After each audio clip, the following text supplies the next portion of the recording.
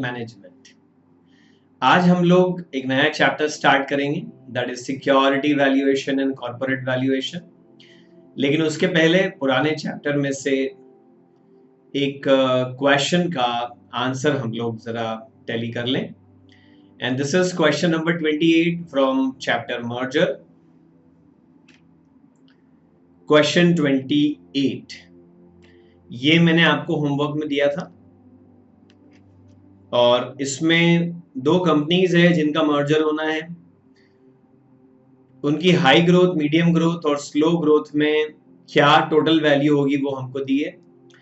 ये वो वैल्यू है जिसमें इक्विटी और डेट दोनों इंक्लूडेड है और सिंपल लिमिटेड में 460 का डेट इंक्लूडेड है और डिम्पल लिमिटेड में 65 का डेट इंक्लूडेड है।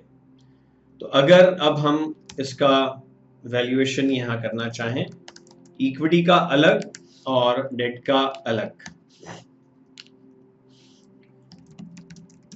तो पहले हम वैल्यू ऑफ इक्विटी देख लेते हैं।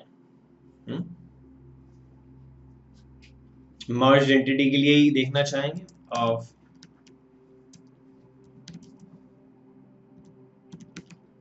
merged entity. तो there are three types of growth phases: high growth, medium growth and slow growth, और उनमें भी respective probability हमको दी हुई है और ये वैल्यू दी हुई है। तो इसी तरह की हम एक टेबल बनाते हैं, लेकिन उसमें टोटल वैल्यू लिखने की जगह पर हम सिर्फ किसकी वैल्यू लिखना चाहेंगे? इक्विटी की।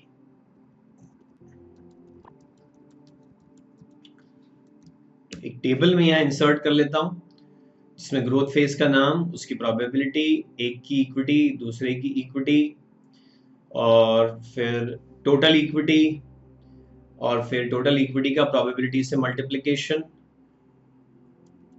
ऐसी एक टेबल में यहाँ पर इंट्रोड्यूस कर देता हूँ। थोड़ा सा क्विकली मैं इस टेबल की एक फॉर्मेटिंग कर देना चाहूंगा।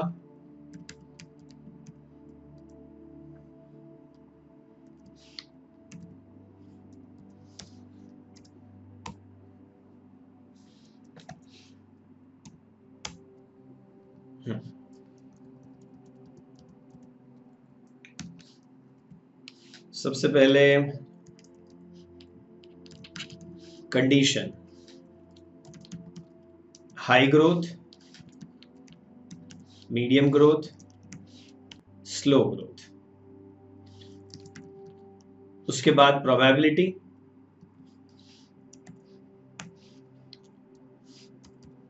.2, .6, .2। उसके बाद सिंपल और डिम्पल। सिंपल में 460 का डेट है तो आपने उसको माइनस कर लिया, 820 माइनस 460, 360 आ गया। फिर 550 minus 460, this is 90, and 410 minus 460 will give you minus 50, right? Okay. उसके बाद डिम्पल में आपको 65 माइनस करते चलना है, तो 1050 माइनस 65, that is 985, 825 minus 65,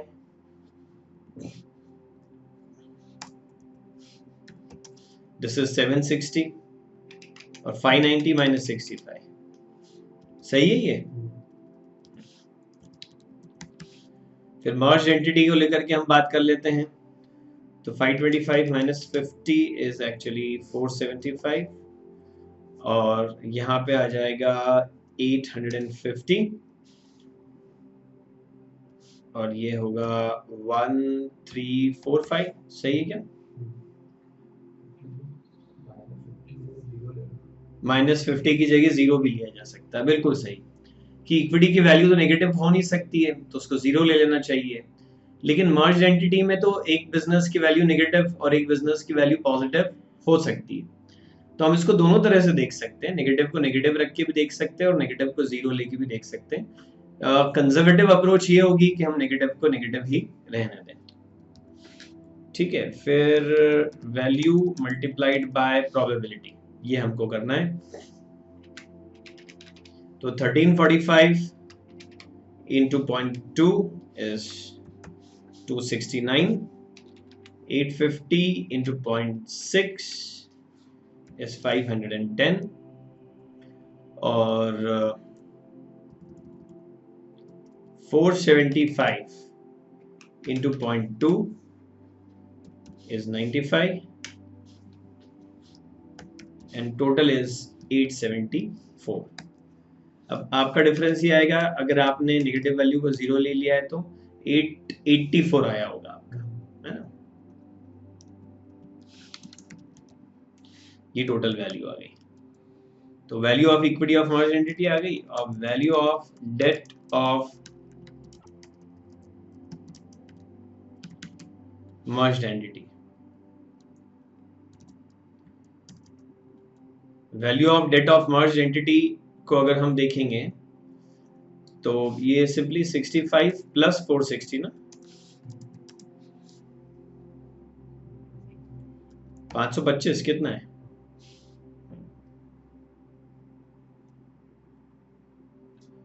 और टोटल वैल्यू जो है वो 874 प्लस 525 1399 आती है। ओके, और कोई क्वेश्चन था इसमें pending? So here we go with our next chapter, security valuation and corporate valuation. Study material में ये दो अलग अलग चैप्टर्स हैं। Chapter number 5 is for security valuation and chapter number 13 is for corporate valuation. लेकिन इन दोनों में काफी ओवरलैपिंग कंसेप्ट्स हैं, दोनों ही वैल्यूएशन है। जब आप एक कंपनी की सारी सिक्योरिटी की वैल्यू कर रहे हैं, अगर आप एक ऐसा वैल्यूएशन कर रहे हैं जिसमें कंपनी की हर एक सिक्योरिटी का वैल्यूएशन करके उसका टोटल लगा रहे हैं, तो अल्टीमेटली वो कंपनी की वैल्यू है। सो security valuation and corporate valuation को इसलिए मैंने मिला करके, इन दोनों का मर्जर करके और एक चैप्टर बना दिया है। और स्टडी मटेरियल के सारे कंटेंट को मैंने यहाँ कवर करने की कोशिश की है, लेकिन फिर भी मैं आपको ये कहना चाहूंगा कि मैं स्टडी मटेरियल के सीक्वेंस में नहीं चल रहा हूँ, क्योंकि वो सीक्वेंस बड़ा ही हैफेजर्ड है, बड़े उटपटांग तरीके से उसके अंदर चीजें दी हुई है, इसलिए आई वोंट फॉलो इट। दो everything is covered over here, but सही सिस्टमैटिक ढंग से मैंने उसको कवर किया। चलिए, तो एक ओवरव्यू मैं आपको दे दूं कि इस चैप्टर में हम क्या क्या पढ़ने वाले हैं। सबसे पहले हम इक्विटी शेयर्स का वैल्यूएशन पढ़ेंगे और उसमें डिविडेंड बेस्ड मॉडल पढ़ेंगे। सबसे ज्यादा टाइम हम इसी में डिवोट करने वाले हैं, इक्विटी शेयर का डिविडेंड बेस्ड मॉडल वैल्यूएशन। फिर अर्निंग बेस्ड मॉडल को बहुत शॉर्ट में हम एक्सप्लोर करेंगे। फिर कैश फ्लो बेस्ड मॉडल पर थोड़ा ज्यादा टाइम हमको डिवोट करना पड़ेगा, अर्निंग मॉडल से ज्यादा बट डिविडेंड मॉडल से कम। असेट बेस्ड मॉडल भी बहुत छोटा सा पोर्शन है।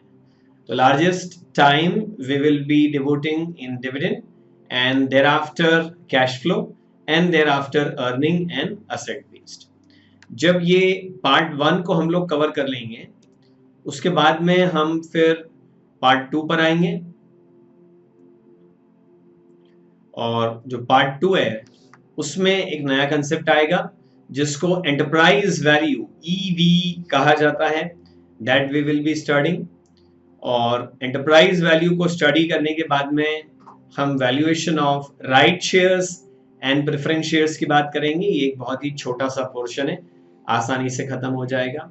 जहां तक वैल्यूएशन ऑफ बॉन्ड्स का सवाल है, that will be covered in portfolio management, उसको हम लोग यहाँ पे नहीं पढ़ेंगे, that will B part of portfolio management. और उसके बाद फिर हम एक नया कंसेप्ट पार्ट 4 में पढ़ेंगे, that is economic value added, market value added and shareholder value analysis. EVA, MVA और SVA के कंसेप्ट को हम लोग यहाँ पर एक्सप्लोर करेंगे। So that will be our whole chapter. इस तरीके से इस सीक्वेंस में हमको इसको पढ़ना है। अगर पुराने सिलेबस से हम इसको कंपेयर करें तो इंस्टीट्यूट ने 2 चैप्टर्स हटाए हैं, एक डिविडेंड पॉलिसी डिसीजन चैप्टर और एक कैपिटल बजटिंग, और वहां पर से जो हटाया था उसका कुछ हिस्सा यहाँ पर रख दिया है सिक्योरिटी वैल्यूएशन और कॉर्पोरेट वैल्यूएशन के नाम से। वहां पे ऑलरेडी ये चीज हम डिविडेंड पॉलिसी डिसीजन और कैपिटल बजटिंग में पढ़ते थे। तो अगर कोई स्टूडेंट ओल्ड सिलेबस से न्यू सिलेबस में कन्वर्ट हुए हैं तो they need not to worry कि अरे ये क्या आ गया नया सिलेबस में। नया कुछ नहीं है, वहां जो आपने डिविडेंड पॉलिसी पढ़ा था और कैपिटल बजटिंग पढ़ा था, बस वही यहाँ पर थोड़ा सा अलग फॉर्मेट में है। लुक, जब आप किसी कंपनी के इक्विटी शेयर खरीदने वाले होते हैं तो ऑब्वियसली पहले आप उसका वैल्यूएशन करना चाहेंगे, that what is the fair value of this equity share, और अगर करंट मार्केट प्राइस उस फेयर वैल्यू के बराबर या उससे कम है तभी आप उस शेयर को खरीदेंगे। अब वैल्यूएशन करने का जो बहुत सिंपल प्रिंसिपल है वो ये कि दुनिया की किसी भी चीज का वैल्यूएशन करना हो, बी इट इक्विटी शेयर और प्रेफरेंस शेयर और डिवेंचर और राइट शेयर और अ बिजनेस प्रपोजल और अ कैपिटल बजटिंग प्रपोजल और अ लीज फाइनेंसिंग प्रपोजल और एनीथिंग एल्स, दुनिया में किसी भी चीज का वैल्यूएशन करना है तो एक सिंपल कंसेप्ट है कि उस चीज से फ्यूचर में आपको कितनी कमाई होगी, कितना पैसा आप कमाएंगे, कितना कैश फ्लो आप कमाएंगे। उन सारे कैश फ्लोज की आप लिस्ट बना लीजिए कि इस चीज का मालिक बनने के बाद में आने वाले 10, 20, 50 साल में मैं इतना पैसा कमाऊंगा, और उन सारे कैश फ्लोज की प्रेजेंट वैल्यू का टोटल कर दीजिए। वही है उस पर्टिकुलर आइटम की फेयर वैल्यू। अगर आप एक कंपनी का इक्विटी शेयर खरीदें और उसको लंबे समय तक रखने का इरादा बनाएं, जब तक वाइंडिंग अप ना हो जाए कंपनी का या आपका, whichever is earlier, मतलब कोई डेफिनेट पीरियड नहीं है, आप हमेशा के लिए इक्विटी शेयर रखना चाहते हैं। बताइए ऐसे केस में आपकी कमाई किस फॉर्मेट में होगी being the owner of equity shares? Only one thing and that is dividend. Sir हम शेयर बेच के भी तो पैसा कमाएंगे, वो हम कहां बेच रहे हैं, हम तो लंबे समय तक उसको होल्ड करने वाले हैं। तो उस एंगल से तो एकमात्र चीज जो आपको मिलती है वो है डिविडेंड। डिविडेंड बेस्ड मॉडल्स जितने भी हैं उनको हम यहाँ 5 पार्ट में डिवाइड कर रहे हैं। देखिए मैंने इसमें क्या लिखा हुआ है डिविडेंड बेस्ड मॉडल में। Here we simply calculate present value of all forecasted dividends. हाँ, डिविडेंड फोरकास्ट ही करना पड़ेगा, हम पास्ट डिविडेंड और प्रेजेंट डिविडेंड की बात नहीं कर रहे हैं, हम फ्यूचर डिविडेंड की बात कर रहे हैं। To arrive at the fair value of equity share, किस रेट से डिस्काउंटिंग करेंगे इन सारे फ्यूचर डिविडेंड्स की? Cost of equity is used as the discounting rate. अब देखिए डिविडेंड मॉडल में क्या क्या सिचुएशन हो सकती है। एक तो ये कि आपने डिविडेंड फोरकास्ट करा और कंपनी हर साल equal equal equal equal amount of dividend देगी, तो एक वैल्यूएशन अप्रोच है। दूसरी सिचुएशन हो सकती है कि डिविडेंड विल ग्रो, एक जैसा नहीं होगा, बढ़ता जाएगा, लेकिन डिविडेंड के बढ़ने की जो रेट है वो कांस्टेंट होगी।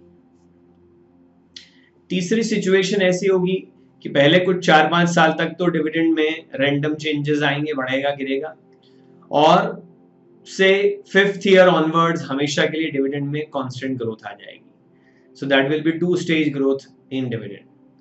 फिर ऐसे ही 3 स्टेज ग्रोथ इन डिविडेंड भी पढ़ेंगे, उसको एच मॉडल के नाम से पढ़ा जाएगा। पहला एक फेज डिविडेंड के बढ़ने का, दूसरा एक फेज डिविडेंड के बढ़ने का, और तीसरा एक फेज डिविडेंड के बढ़ने का, सब में अलग अलग रेट्स होंगे। और फिर एक वॉल्टर्स फॉर्मूला भी होता है जिससे हम शेयर का वैल्यूएशन कर सकते हैं। मैं आपको याद दिला दूं, हम पढ़ रहे हैं सिक्योरिटी एंड कॉर्पोरेट वैल्यूएशन। इसमें सबसे पहले हम इक्विटी शेयर नाम की एक सिक्योरिटी का वैल्यूएशन करना सीख रहे हैं। इक्विटी शेयर के ऑनर को सिर्फ डिविडेंड ही तो मिलता है और कुछ भी नहीं मिलता है कैश के नाम पर, तो फ्यूचर में मिलने वाले सारे डिविडेंड्स की प्रेजेंट वैल्यू का टोटल ही आज की फेयर वैल्यू होगी उस इक्विटी शेयर की। अलग अलग सिचुएशंस हो सकती है, डिविडेंड कांस्टेंट हो सकता है, डिविडेंड ग्रोइंग हो सकता है, 2 स्टेज ग्रोथ हो सकती है, 3 स्टेज ग्रोथ हो सकती है, या कोई और सिचुएशन भी हो सकती है। उन सब के लिए हमारे पास में एक अलग सेपरेट फॉर्मूला है हर एक सिचुएशन को लेकर के। तो चलिए देखते हैं, इन फॉर्मूलाज को हम थोड़ा एक्सप्लोर करते हैं। सबसे पहले हम पढ़ रहे हैं constant dividend model.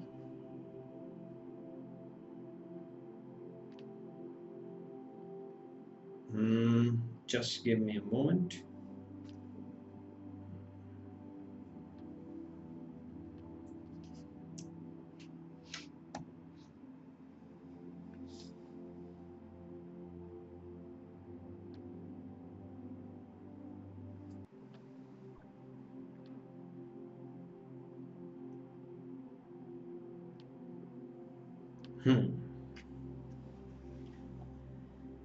Constant dividend model उस इक्विटी शेयर के वैल्यूएशन के लिए यूज किया जाना चाहिए जिस इक्विटी शेयर के बारे में ये उम्मीद है कि उसमें हर साल एक जैसा डिविडेंड मिलता रहेगा, equal amount of dividend each year. ऐसे केस में तो एक परपेचुइटी बन जाएगी। परपेचुइटी वो सीरीज है जिसमें सारे कैश फ्लोज इक्वल होते हैं, सारे टाइम गैप इक्वल होते हैं, जो फर्स्ट ईयर एंड पे स्टार्ट होती है और इनफाइनाइट ईयर्स तक चलती है। और प्रेजेंट वैल्यू ऑफ परपेचुइटी का फॉर्मूला होता है A divided by R, that is amount of one instalment divided by discounting rate.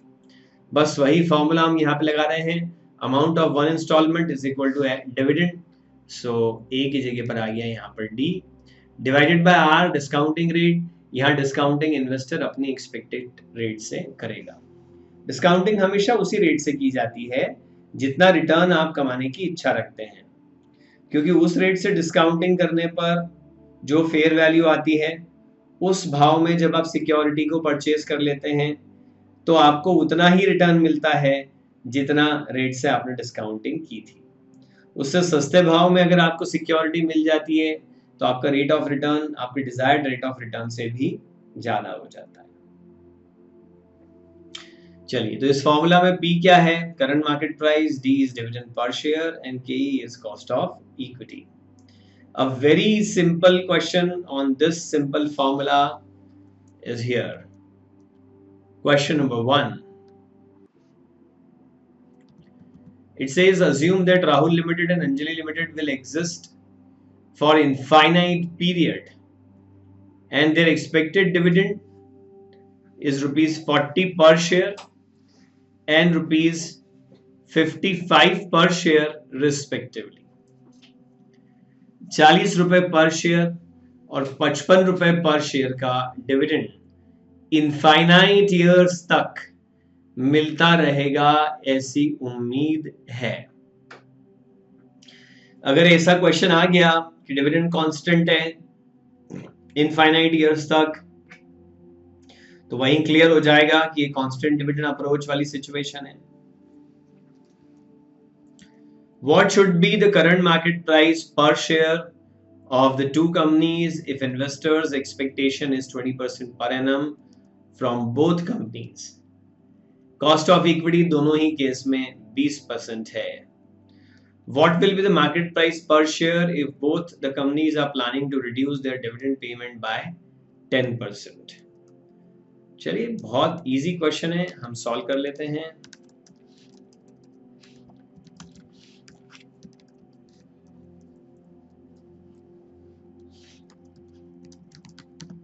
पहले राहुल लिमिटेड की हम बात करेंगे।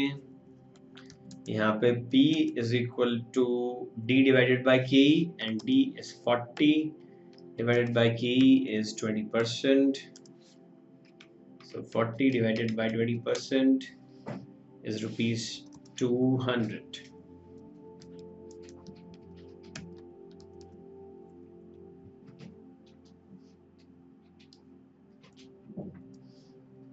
और if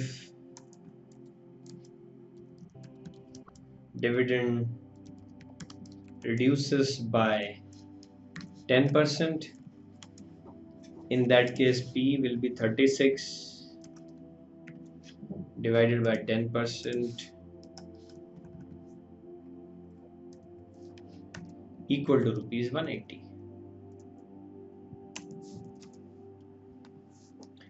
इस मॉडल के हिसाब से तो डिविडेंड और मार्केट प्राइस में बिल्कुल सीधा रिलेशन है। अगर डिविडेंड 10% गिरा तो मार्केट प्राइस 10% डाउन हो जाएगी, और डिविडेंड 10% बढ़ा तो मार्केट प्राइस 10% बढ़ जाएगी। That simple relation. But practically ज़रूरी नहीं है कि ऐसा ही हो, इसलिए ये मॉडल प्रैक्टिकली उतना फ्रूटफुल नहीं होता है। अंजलि लिमिटेड कितना 55 है ना इस पर डिविडेंड।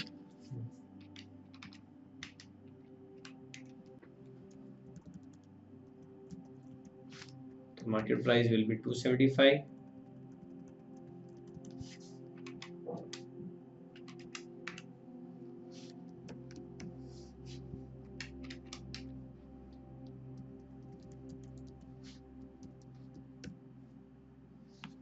और अगर डिविडेंड 10% डाउन हो गया तो it will become 49.5 and the price will also come down to 247.5.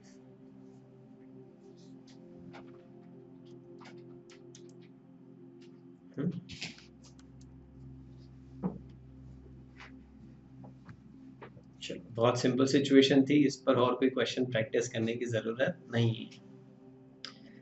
अब हम पढ़ते हैं कांस्टेंट ग्रोथ इन डिविडेंड, यानी अब हम एक ऐसी सिचुएशन की बात करना चाह रहे हैं जिसमें डिविडेंड एक कांस्टेंट रेट से ग्रो करेगा, और उस केस में जो फॉर्मूला होगा that will be P0 is equal to D1 divided by KE minus G। P0 is price per share, fair value market price per share as of today 0 year पर, इसलिए वो P0 है। D1 is dividend at the end of first year, KE is cost of equity and G is equal to growth rate. Look, अगर question में D1 नहीं दिया हो लेकिन D0 दिया हुआ हो तो डिविडेंड में कांस्टेंट ग्रोथ है। 0 ईयर में अगर कंपनी ने मान लो 5 रुपए डिविडेंड दिया था तो 5 रुपए, और ग्रोथ रेट है मान लो 10%, तो 5 रुपए multiplied by 1.10 will give you 5.5। In fact अगर आप कैलकुलेटर पे 1.10 टाइप कर लें और इंटू 5 करें तो D1 आ जाएगा 5.5, और कभी आपको इसके आगे भी चाहिए तो इक्वल टू प्रेस करते जाएंगे आप तो D2 6.05, फिर इक्वल टू प्रेस करेंगे तो D3 6.65, फिर इक्वल टू प्रेस करेंगे तो D4 7.32, फिर इक्वल टू प्रेस करेंगे तो D5 8.05 एंड सो ऑन। क्या बोला मैंने? 1.10 टाइप करो, इंटू 5 करो और इक्वल टू प्रेस करते जाओ तो आगे के डिविडेंड आते जाएंगे, क्योंकि डिविडेंड हर बार 10% से ही बढ़ना है तो इसी तरह से बढ़ता रहेगा। ग्रोथ रेट किस चीज की ग्रोथ है? ये डिविडेंड की ग्रोथ है, और डिविडेंड तभी ग्रो कर पाएगा जब कंपनी की अर्निंग ग्रो करे। लुक, अगर अर्निंग वहीं रह जाए तो डिविडेंड बढ़ा के कैसे दोगे आप? जब कमाते ही उतना हो तो डिविडेंड ज्यादा कैसे दे दोगे आप?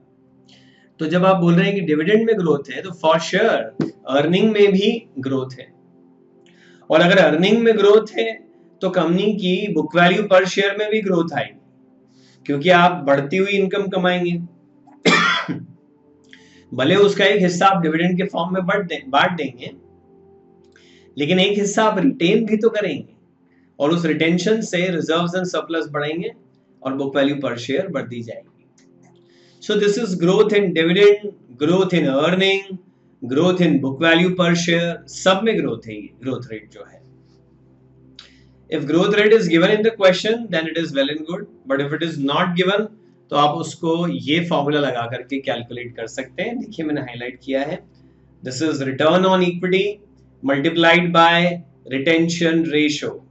रिटर्न ऑन इक्विटी बताता है कि आप इक्विटी शेयर होल्डर्स के फंड पर कितने परसेंट रिटर्न अपने बिजनेस में कमाते हैं। और रिटेंशन रेशो बताता है कि जो भी पैसा आपने कमाया है उसका डिविडेंड बांटने के बाद कितना हिस्सा रिटेन कर लिया है। अगर आपने ये तय करा है कि अगर मैं 100 रुपए कमाऊंगा तो 25 रुपए बांट दूंगा, तो 75% क्या हो जाएगा आपका retention ratio. Whatever I earn 25% I'll distribute. So whatever you distribute is payout ratio and whatever you retain is retention ratio. अब इसके भी एक स्टेप और आगे हम चले जाएं कि अगर रिटर्न ऑन इक्विटी दिया हुआ नहीं हो तो आप उसको कैलकुलेट कर सकते हो।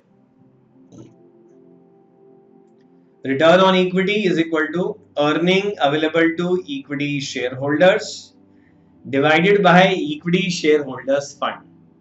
Look, divided by number of equity shares अगर आपने कर दिया तब तो ये ईपीएस हो जाएगा। हमने डिवाइड किससे करा है? इक्विटी शेयर होल्डर्स फंड से। Paid up equity share capital plus reserves and surplus minus miscellaneous expenditure and losses. तो न्यूमरेटर में है कि इक्विटी शेयर होल्डर के लिए आपने कितना पैसा कमाया है, डिनोमिनेटर है कि इक्विटी शेयर होल्डर का कितना पैसा बिजनेस में लगा है। तो परसेंटेज रिटर्न हो जाएगा रिटर्न ऑन इक्विटी।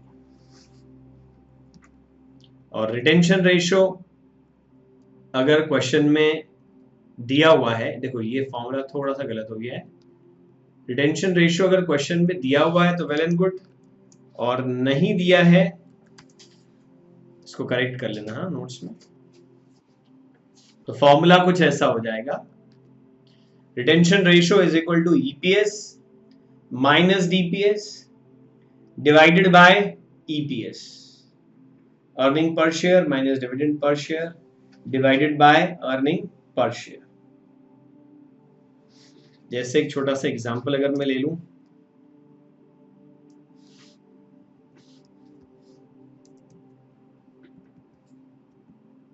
तो what I will say is कि मान लो हमने 10 रुपए कमाए और उसमें से 4 रुपए बांट दिए, मतलब रख लिए कितने? 6 रुपए। तो 6 रुपए मतलब रिटेंशन रेशियो कितना हो गया? 60%। अब अगर मैं इस फॉर्मूला में एक फिगर पुट करूं, मान लीजिए 15% हमारा रिटर्न ऑन इक्विटी है और 60% आप रिटेन कर लेते हैं, तो 9% ग्रोथ रेट हो जाएगी। लॉजिकल भी है यार, 15 रुपए आप कमाते हो और उसका 60% रोक लेते हो, तो जो रोक लोगे उसी से तो ग्रोथ आएगी। कमाया सब बांट दिया, कमाया सब बांट दिया, तो ग्रोथ कहाँ से आएगी? ग्रोथ तो रोक लेने से ही आएगी। मतलब सोचो कि आपने पढ़ाई करी सब भूल गए, फिर पढ़ाई करी सब भूल गए, 6 महीने तक ऐसे ही चलता रहा, फिर एग्जाम आ गई, अंडा, खेल खत्म। आपने पढ़ाई करी, उसका 60-70% रिटेन हो गया, बाकी डिविडेंड के फॉर्म में बढ़ गया, यानी कि भूल गए। जो रिटेन करोगे उसी से तो ग्रोथ आएगी ना। तो जो कमाया उसका 60% रिटेन करा, तो ग्रोथ कितनी आएगी? 9%।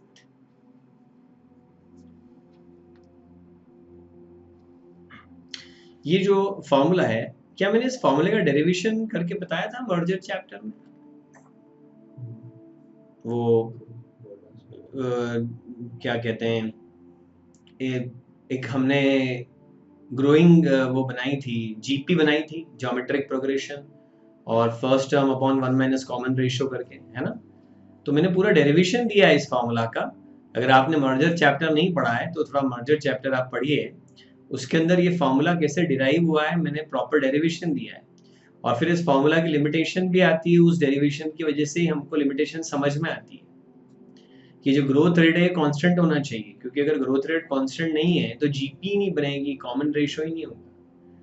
अगर ग्रोथ अनइवन है तो फिर ये फॉर्मूला नहीं लग सकता। ये फॉर्मूला तब लगेगा जब डिविडेंड की ग्रोथ कैसी है? कांस्टेंट। तो ऐसे में अगर 4-5 साल ग्रोथ रेट अलग अलग है और फिर कांस्टेंट होती है, तो जहां से ग्रोथ रेट कांस्टेंट होती है वहां से फॉर्मूला अप्लाई होता है। फिर एक लिमिटेशन हमने इस फॉर्मूला की और भी पढ़ी थी, that growth rate should be less than cost of equity, क्योंकि अगर growth rate cost of equity के बराबर हो गया तो डिनोमिनेटर में तो 0 आ जाएगा, या फिर अगर growth rate cost of equity से बड़ा हो गया तो डिनोमिनेटर नेगेटिव हो जाएगा और आंसर भी नेगेटिव आएगा। So growth rate must be less than cost of equity. उसके पीछे लॉजिक बताया था मैंने कि इनफाइनाइट जीपी का सम तभी कर सकते हैं जब कॉमन रेशियो 1 से कम हो। तो जाके जरा रिवाइज करिएगा उसको, सो दैट ये फॉर्मूला एक बार आपको समझ में आ जाए। क्या नाम देते हैं इस फॉर्मूला को हम? गॉर्डन्स मॉडल या ग्रोथ अप्रोच फॉर्मूला भी इसको कह दिया जाता है। अब ये जो फॉर्मूला है यहाँ पे, इसको लिखने का एक तरीका और भी है। क्या तरीका है? वो तरीका है ये, P0 is equal to D1 नहीं लिखा, D1 की जगह E इंटू 1 माइनस बी लिख दिया। तो E क्या है? Earning per share. B क्या है? Retention ratio. Look, 1 minus retention ratio is पे आउट रेशो। जैसे रिटेंशन रेशो है 60%, तो पॉइंट्स में अगर हम बात करें तो कितना हो गया? 0.6। तो 1 माइनस 0.6 विल बी 0.4। जो भी ईपीएस कमाया है उसका 0.4 यानी 40% आप डिविडेंड के फॉर्म में डिस्ट्रीब्यूट करेंगे अगले साल। ई क्या है? Earning per share. पिछले साल का नहीं, आने वाले साल का। और 1 माइनस बी हो गया, बी है रिटेंशन रेशो, तो 1 माइनस बी हो गया पे आउट रेशो। तो ईपीएस इंटू पे आउट रेशो करने से क्या आ जाएगा? Dividend. That will become D1 divided bye केई माइनस जी करने की जगह पर केई माइनस बी इंटू आर कर दिया है। देखिए, बी तो रिटेंशन रेशो है और आर रिटर्न ऑन इक्विटी है। तो retention ratio multiplied by return on equity is equal to growth rate. बस थोड़ा सा फॉर्मूला इलॉबरेट कर दिया है आपने, बाकी कोई भी चेंज उसमें नहीं है। कब लगाएंगे इक्विटी शेयर के वैल्यूएशन के लिए फॉर्मूला? जब डिविडेंड में ग्रोथ हो और डिविडेंड की ग्रोथ कांस्टेंट हो। चलिए एक क्वेश्चन कर लेते हैं इस पर, तो थोड़ी क्लैरिटी रहेगी।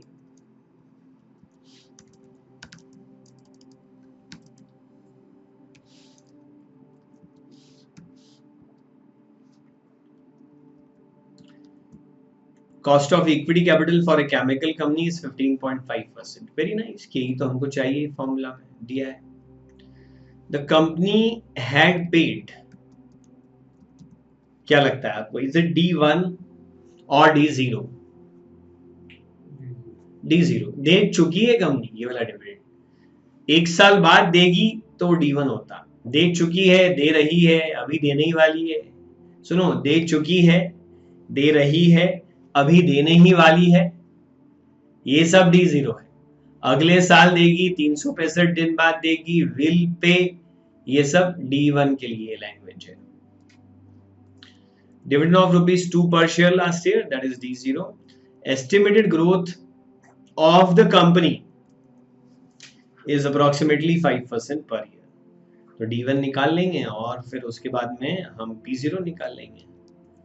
Determine the current market price of one share of the company, बहुत आसानी से निकल आएगा। चलो कैलकुलेट करो आप।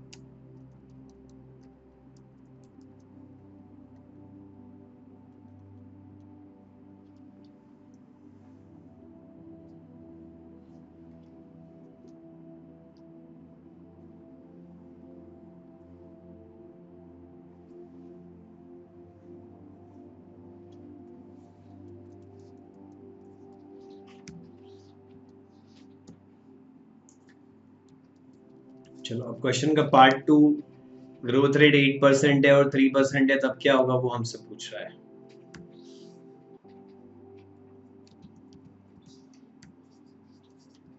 वेरी सिंपल, अगर ग्रोथ रेट 8% है तो D1 2.16 हो जाएगा।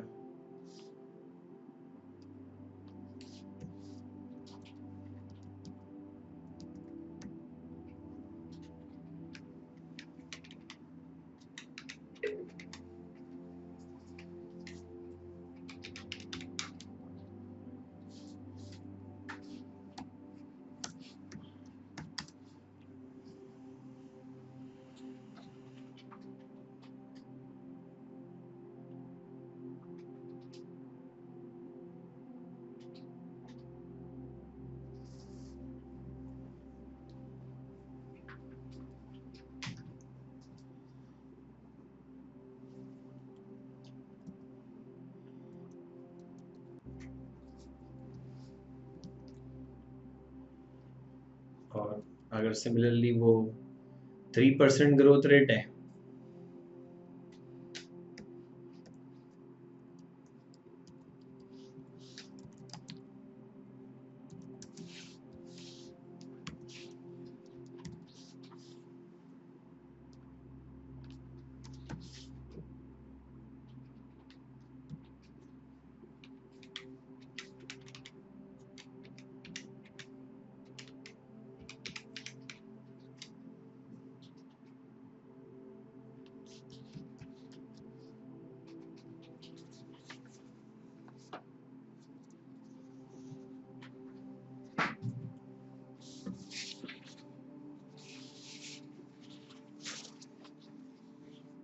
चेक करना कितना होता है 3% में,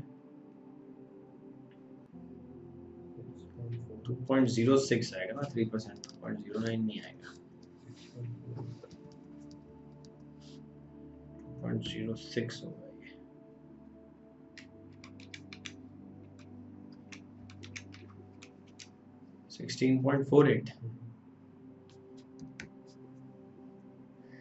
क्वेश्चन का थर्ड पार्ट भी है, थोड़ा इस पे नंबरिंग नहीं हो पाई है ना, आप इस पे नंबर डाल लेना। ये थर्ड पार्ट है ना, देखो ये ऐसा है, नंबर डाल लेना इस पे। ये नीचे चला गया एक लाइन, कर लिया correction. Calculate and comment on the current market price if the estimated growth rate is 20%।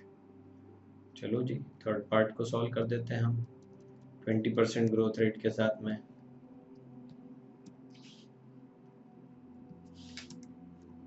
Growth rate 20%, पहली बात तो जो डिविडेंड होगा वो 2.40 हो जाएगा, है ना 20% ग्रोथ रेट के केस में।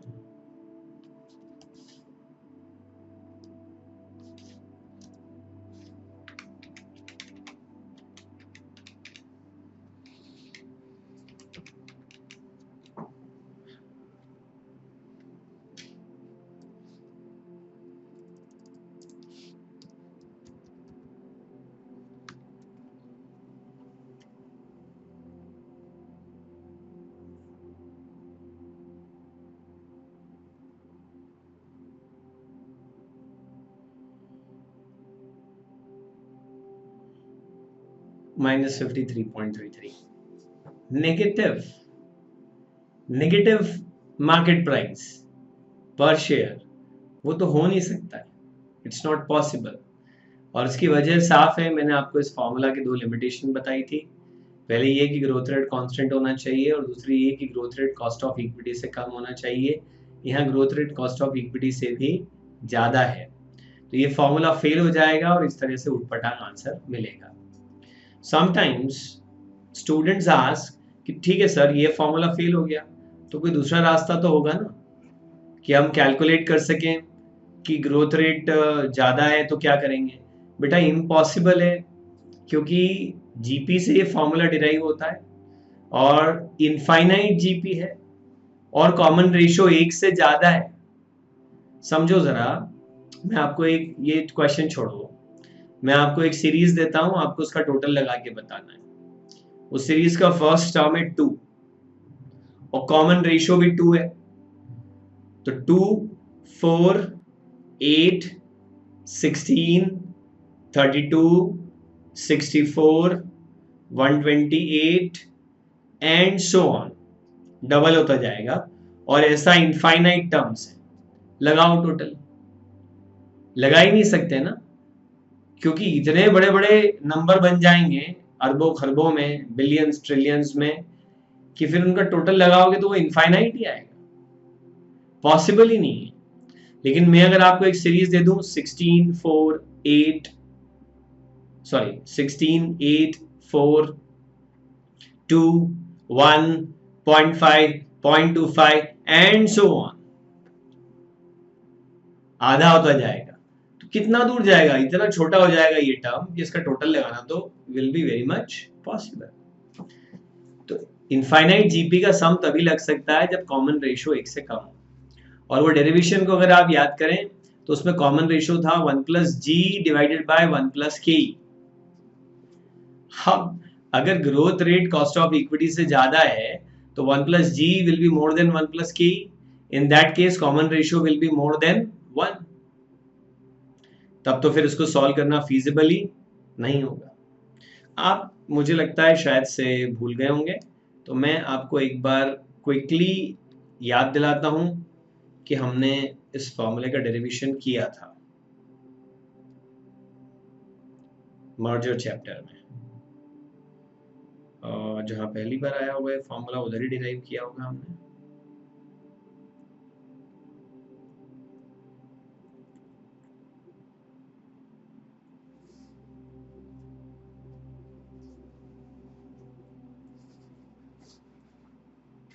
आपको कुछ याद आता है कहाँ करा था डेरिवेशन? एक बार मैं बता देता हूँ सो दैट सिनर्जी के क्वेश्चन के बाद ही होगा।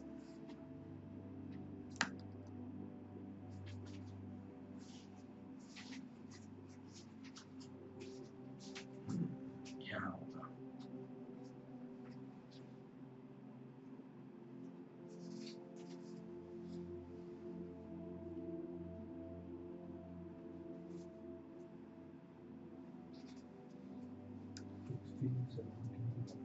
हम्म 16-17 क्वेश्चन के आसपास में मैंने अपनी कॉपी में आप देखना, तो आपको वो डेरिवेशन मिल जाएगा पूरा का पूरा।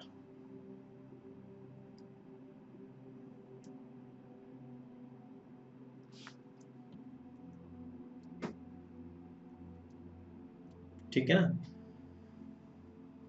यहाँ पर मेरे पास टाइप किया हुआ तो नहीं मिला है, लेकिन आपके पास जरूर लिखा हुआ होगा, है लिखा हुआ, जरा चेक कर लो, ऐसा नहीं हो कि मुझे गलत याद पड़ रहा हो, मैंने नहीं बताया हो।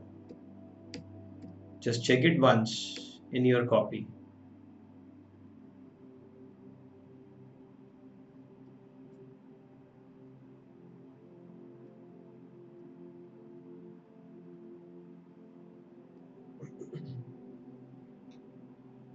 नहीं मिला? नहीं, आपकी कॉपी में देखो, आपने नहीं लिखा है।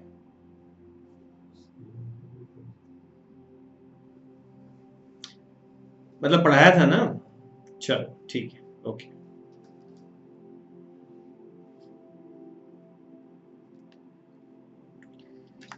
तो इन शॉर्ट, जब भी कभी किसी शेयर के डिविडेंड की growth rate cost of equity के बराबर या उससे ज्यादा हो, तो फिर उसका वैल्यूएशन करना इम्पॉसिबल होगा। और रियल लाइफ में भी ऐसी सिचुएशन कभी भी अराइज नहीं होती। ठीक है, क्वेश्चन नंबर 2 हम लोगों ने सॉल्व कर लिया है। Question number 3 is for your homework. Question 3 में पता है क्या, एक छोटा सा चेंज आ रहा है, आई जस्ट टेल यू। इसमें लिखा है कि शेयर की मार्केट प्राइस गिवन है ऑलरेडी 40 रुपए पर शेयर, और the firm has paid a dividend of ₹3 per share last year, so that is D0. An estimated growth rate of the company is approximately 5% per annum, so that is the growth rate. तो सबसे पहले आपसे पूछा है कि आप cost of equity calculate करके बताओ। आई होप कि आपको वो फॉर्मूला याद होगा जिसमें हम कॉस्ट ऑफ इक्विटी कैलकुलेट करते हैं। अगर नहीं याद है तो मैं एक बार क्विकली आपको बता देता हूं।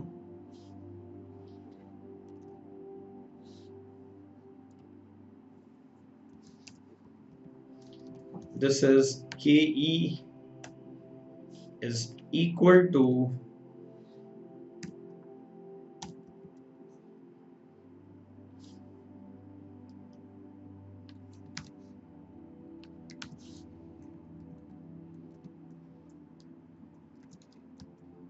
D1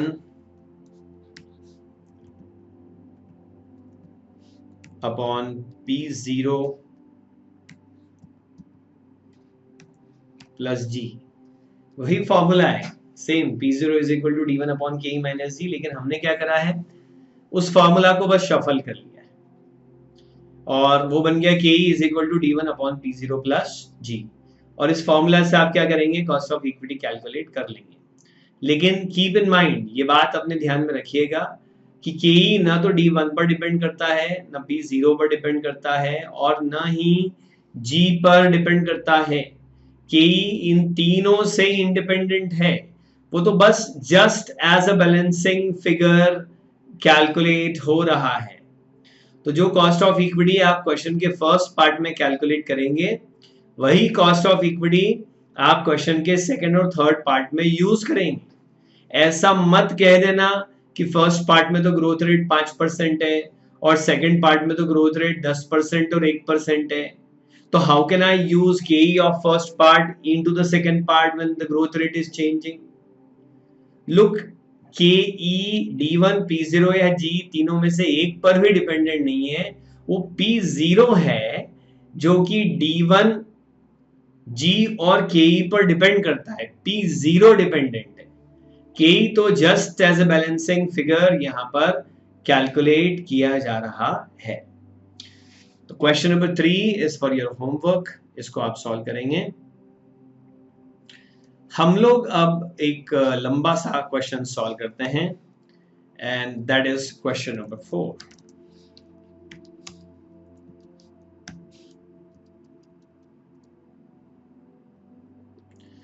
The MNC Limited's available information is cost of equity is 15%. EPS for the first year is ₹30. Look, आने वाले साल का फर्स्ट ईयर का ईपीएस दिया है, तो इस ईपीएस से जो डिविडेंड कैलकुलेट होगा वो D1 होगा अपने आप में, वो D0 नहीं होगा। नेक्स्ट ईयर का, आने वाले साल का ईपीएस है ये, तो इसलिए इससे जो भी डिविडेंड कैलकुलेट होगा वो अपने आप ही क्या होगा, D1। रिटर्न ऑन इक्विटी दिया है, मतलब क्वेश्चन ग्रोथ रेट नहीं दे रहा है, आरओई से हमको ग्रोथ रेट निकालना है, पर आरओई 3 दिए हैं, मतलब क्वेश्चन 3 बार सॉल्व करना पड़ेगा, 3 अलग अलग ग्रोथ रेट निकलेगी। रिटेंशन रेशियो भी 3 दिए हैं, तो 3 और 3 6 नहीं, 3 मल्टीप्लाइड बाय 3 9 कॉम्बिनेशन बन जाएंगे। There will be 9 combinations. जैसे एक बार आपने रिटर्न ऑन इक्विटी 14% लिया, तो रिटेंशन रेशियो 40 60 80, ये 3 कॉम्बिनेशन बन गए। फिर रिटर्न ऑन इक्विटी 15% लिया, तो रिटेंशन रेशियो 40 60 80, ये 3। फिर रिटर्न ऑन इक्विटी 16 लिया, तो फिर से 40 60 और 80, ये अगले 3 कॉम्बिनेशन बन जाएंगे। इस तरीके से ये चलेगा सारा कैलकुलेशन। करना क्या है, क्वेश्चन हमसे पूछना भूल गया है, तो हम लिख लेते हैं, क्वेश्चन में एक लाइन आप ऐड कर लीजिए। हम इसमें लिख लेते हैं calculate current price of the share in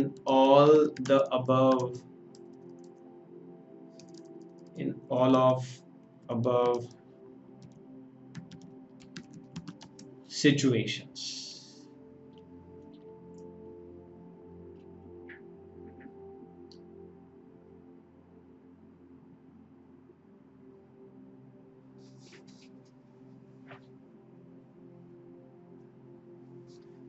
चलो मैं आपको थोड़ा सा इसमें गाइड करता हूँ।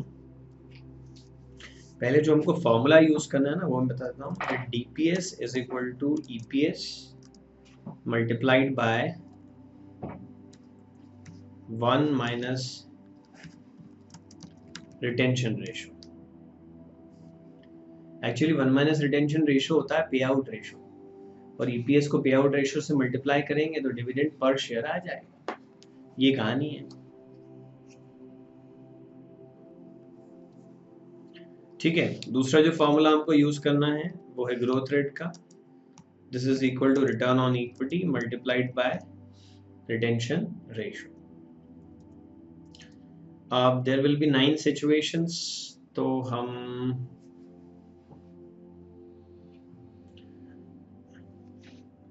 एक टेबल फॉर्मेट में इसको सेट कर लेते हैं तो हमारे लिए थोड़ा इजी हो जाएगा।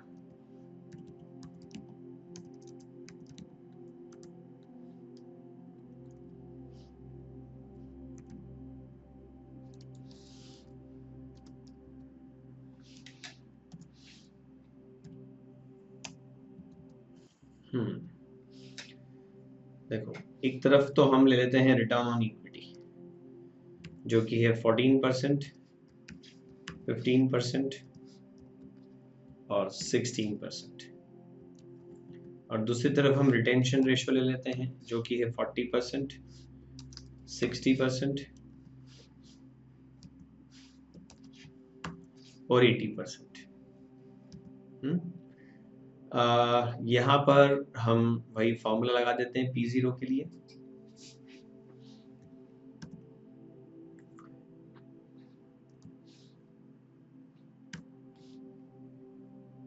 और फॉर्मूला में हम लेते हैं D1। अब देखिए, रिटेंशन रेशियो 40%, मतलब जो आपने कमाया उसका 40% रोक करके रख लिया। 40 रोक लिया, पकड़ लिया, तो 60 बांट दिया आपने। और कितना है ईपीएस? 30 रुपए। तो 30 रुपए का 60% निकाल के देखिए।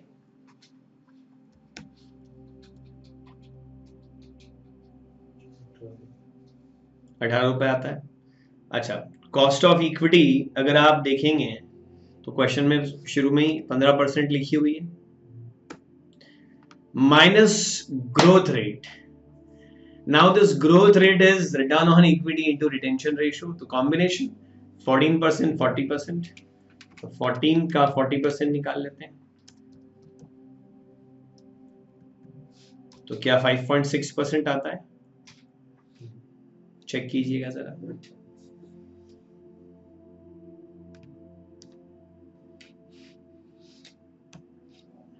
तो अब हम इसको सॉल्व करेंगे।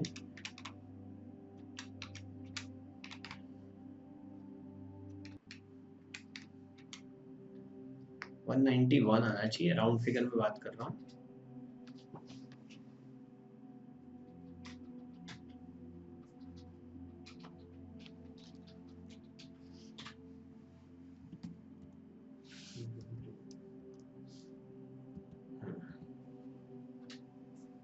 आता है? Okay, good. Fill in the blanks. करिए इसको ऐसे आगे सॉल्व आप।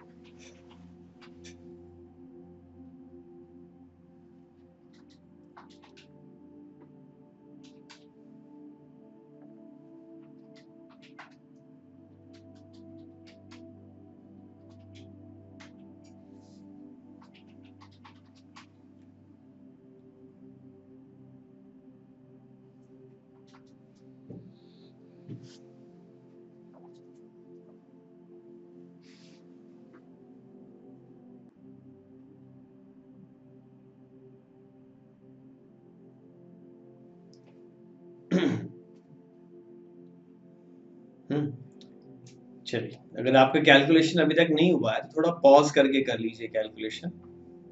अब मैं आगे बता रहा हूँ, क्योंकि देखिए इसमें एक बड़ा मजेदार किस्सा भी आपको नजर आएगा। ये पहला कॉलम देखो जिसको मैं हाईलाइट कर रहा हूँ, रिटर्न ऑन इक्विटी 14%, यानी शेयर होल्डर से जो पैसा हम मांग करके बिजनेस में लाए हैं और हमने उसको बिजनेस में लगाया है, वहां से हमको 14% रिटर्न आता है। ऐसे केस में अगर कंपनी 40% डिविडेंड बांट देती है, जो कमाया जो कमाया उसका 60% डिविडेंड बांट के 40% रिटेन कर ले, तो मार्केट प्राइस अपने हाईएस्ट लेवल पर 191। लेकिन अगर डिविडेंड कम कर दे, 40 पे ले आए और 60 रिटेन कर ले, तो मार्केट प्राइस कम। और डिविडेंड को और भी कम कर दे, सिर्फ 20% बांटे और 80% रिटेन कर ले, तो मार्केट प्राइस और भी कम 158। पता है ऐसा क्यों हो रहा है? क्योंकि इन्वेस्टर की एक्सपेक्टेशन इस कंपनी से 15% रिटर्न कमाने की, और कंपनी का रिटर्न ऑन इक्विटी सिर्फ 14% है। दोनों में फर्क आई होप आप समझते होंगे। मैं कंपनी हूं, मैं पैसे लाया हूं लोगों से, लोग मुझसे 15% रिटर्न मांगते हैं, वो उनकी इनकम है, मेरे लिए कॉस्ट है। उनसे जो मैं पैसा लाया हूं उसको मैंने बिजनेस में लगा दिया है, और बिजनेस से सेल कर करा के वेरिएबल कॉस्ट काट के सब खर्चे काट के 14% रिटर्न ही आता है। जब मैं 14 कमा रहा हूं तो इनको 15 कहां से दे पाऊंगा? मैं इन्वेस्टर की उम्मीदों पर खरा नहीं उतर सकता, और इसीलिए इन्वेस्टर मुझसे नाराज रहेगा। वो बोलेगा यार तुम रिटेन मत करो, तुम्हारे हाथ जोड़े, जो पहले पैसे दिए थे उस पर तो कमा नहीं पा रहे हो, और रिटेन कर लोगे, उस पे भी कम कमा के दोगे, मत रखो, बांट दो हमको ज्यादा से ज्यादा। और इसीलिए जहां ज्यादा बांट रहे हैं, कम रिटेन कर रहे हैं, 40% रिटेन कर रहे हैं, देखिए वहां मार्केट प्राइस सबसे ज्यादा है इस कॉलम में, 191। Can you see that? यहाँ देखो बड़ा इंटरेस्टिंग आएगा। अब कंपनी भी 15% कमा रही है, इस कॉलम का टाइटल है जो कंपनी कमा रही है, और कॉस्ट ऑफ इक्विटी भी 15% ही है, इन्वेस्टर भी 15 ही चाहता है। तो whether the earning is kept by the company in its pocket और it is distributed to investor, hardly matters. तुम हमको दे दोगे तो हम भी कहीं 15% पे ले जाके लगा देंगे, और तुम्हारे पास भी पड़ा है तो तुम भी कितना कमा के दोगे? 15%। तुम्हारे पास पैसे छोड़ने में कोई नुकसान नहीं है, कोई फायदा भी नहीं है। तो अब आप रिटेन करो या डिविडेंड बांट दो, it hardly matters, market price is constant 200 rupees.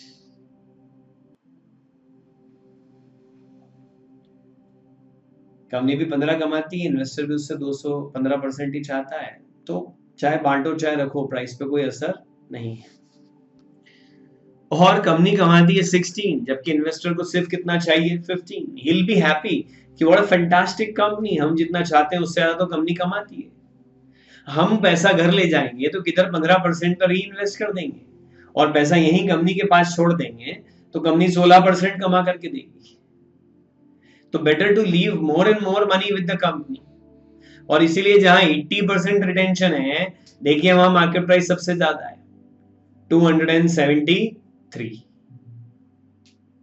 Okay. अच्छा, एक चीज और दिखती है, value is equal to performance upon expectation. ये 16% वाली कमाई में देखो वैल्यू ज्यादा है, 209, 222, 273। वहीं 14% वाली में सब में वैल्यू कम है, 191, 182, 158। ज्यादा परफॉर्म करेंगे तो वैल्यू बढ़ेगी।